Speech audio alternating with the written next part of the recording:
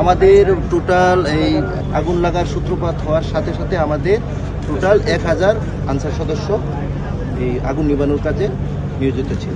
যারা আহত হয়েছেন তারা কি কারণে আহত হয়েছে? তারা যেটা আমি ছিলাম তখন যেটা মনে হয়েছে যে ভিতরে গ্যাস এরকম হচ্ছে বা ভিতরে কেমিক্যাল প্রোডাক্ট আছে, কেমিক্যালের ছাঁচে এরকম হতে পারে।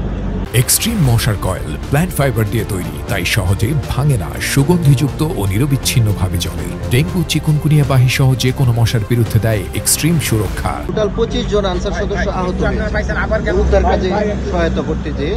এর মধ্যে সিএমএইচে আছেন 10 জন, আর কুর্মিটোলা জেনারেল হসপিটালে আছেন 8 জন, আর বাকিদেরকে হসপিটালে ভর্তি হয়েছিলেন, প্রাথমিক চিকিৎসা দিয়ে তাদেরকে ছেড়ে দেওয়া হয়েছে। যারা ভর্তি আছে তাদের মধ্যে কেউ আশঙ্কাজনক বা গুরুতর? এখন আমি নিজে গিয়েছি আশঙ্কা আর আগুনের সর্বশেষ আপনারা কতটুকু ধারণা করছেন যে কতক্ষণের মধ্যে আশা করছি আর 1-2 ঘন্টার মধ্যে ইনশাআল্লাহ নিয়ন্ত্রণে আসবে। ক্ষয়ক্ষতির পরিমাণটাকে এখন এটা এখন বলা যাবে, এখন করা যাবে। এটা আপনারা জানেন যে কি পরিমাণ, এটা একটা কমিটি হবে বা দেখতে নিয়ন্ত্রণ আসতে পারে বলে আপনার ধারণা করছি আগামী 2 ঘন্টার মধ্যে ইনশাআল্লাহ নিয়ন্ত্রণে আসবে। বিমান চলাচলের বিষয়ে এটা বিমানবন্দর কর্তৃপক্ষ বলতে পারবে, তবে আগুন নিয়ন্ত্রণ সাপেক্ষে এটা এখন এখানে আপনাদের কতজন সদস্য মোতায়েন রয়েছেন? এখনো প্রায় 1000 মতো মোতায়েন। আপনাদের আশঙ্কা না আশঙ্কাজনক। ধন্যবাদ, অসংখ্য ধন্যবাদ।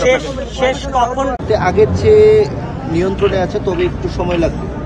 এর কারণ কি বলে মনে হচ্ছে যে কেন এত সময় লাগছে? কারণটা আসলে আপনারা জানেন যে কারণটা মেইনলি ফায়ার সার্ভিস বা বিমানবন্দর কর্তৃপক্ষ বলতে পারবেন।